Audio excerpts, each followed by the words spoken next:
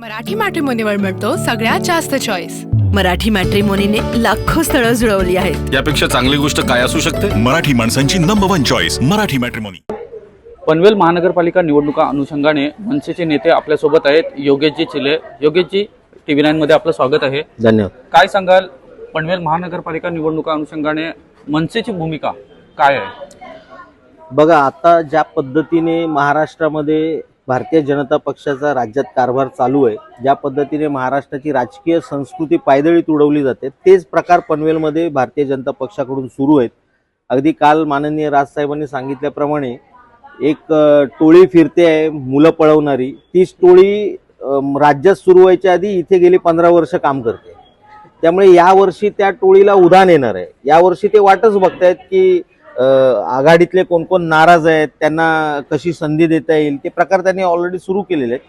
त्यामुळे या प्रवृत्तीला ठेचण्यासाठी यावेळी महाराष्ट्र नवनिर्माण सेना ही महाविकास आघाडी सोबत असणार आहे। दिबा पाटलांचं नाव विमानतळाला लागलं नाही। आज विमानाची सुरुवात सुद्धा झालेली आहे। सकाळीच पहाटेच विमानाने झेप घेतले। त्याचा कुठेतरी फटका महानगरपालिका निवडणुकीत लागेल असं आपल्याला वाटतं का? 100% फटका पडणार। आणि उदाहरण म्हणून तुम्ही उरण नगर परिषदेकडे जर पाहाल तर उरण नगर परिषदेमध्ये सुद्धा महेश बालदीने ज्या पद्धतीने गेल्या महिनाभर तिकडच्या भूमिपुत्रांना ठेचण्याची भाषा केली, तिकडच्या भूमिपुत्रांच्या अस्मितेवरती घाला घालण्याची भाषा केली, भूमिपुत्र पेटून उठला। आणि उरणचा निकाल तुम्ही बघताय। इथे सुद्धा इथले भाजपचे नेते श्री रामशेठ ठाकूर यांनी महिन्याभरापूर्वी छाती ठोक सांगितलेलं, जर विमान उडालं आणि त्याच्या आधी नाव दिलं गेलं नाही तर माझा एक आमदार स्वतःला जाळून घेईल आणि एक आमदार म्हणजे त्यांचे सुपुत्र हे राजीनामा देतील। ना राजीनामा पडलाय ना कोणी स्वतःला जाळून घेतलेलं आहे। त्यामुळे आता विमान उडालंय, आता यांना कसं उडवायचं ते इथले मतदार बघतील। जागा वाटपाबद्दल अजून सुद्धा मार्ग सुटलेला नाहीये। जागा वाटपासोबत आज जवळपास तिसरा दिवस आहे की फॉर्म अर्ज भरण्याची प्रक्रिया सुरू आहे, पण अद्यापही कुठल्याही पक्षाकडून या कुठल्याही ह्याच्याकडून अर्ज गेलेला नाहीये। त्याबद्दल आपण काय सांगाल?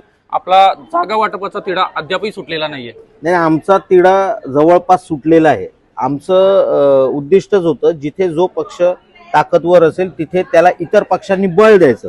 त्यामुळे आमचा तिढा सुटलेला आहे। आम्ही फक्त थोडीशी काळजी घेतोय, कारण पनवेलमध्ये पोरं पळवणारी टोळी कार्यरत झालेली आहे। त्यामुळे आम्ही आमची नावं गुलदस्त्यात ठेवलेली आहेत। तुमच्या लक्षात येतं ना? हो। जागा वाटपाचा तिढा सुटला आहे असे मनसेचे नेते योगेशजी चिले यांनी यावेळी सांगितलं। कॅमेरा पर्सन शैलेशसह मी दीपक कांबळे, TV9 मराठी, पनवेल। मराठी मॅट्रिमोनीवर मिळतो सगळ्यात जास्त चॉईस। मराठी मॅट्रिमोनीने लाखो स्थळं जुळवली आहेत। यापेक्षा चांगली गोष्ट काय असू शकते? मराठी माणसांची नंबर 1 चॉईस मराठी मॅट्रिमोनी।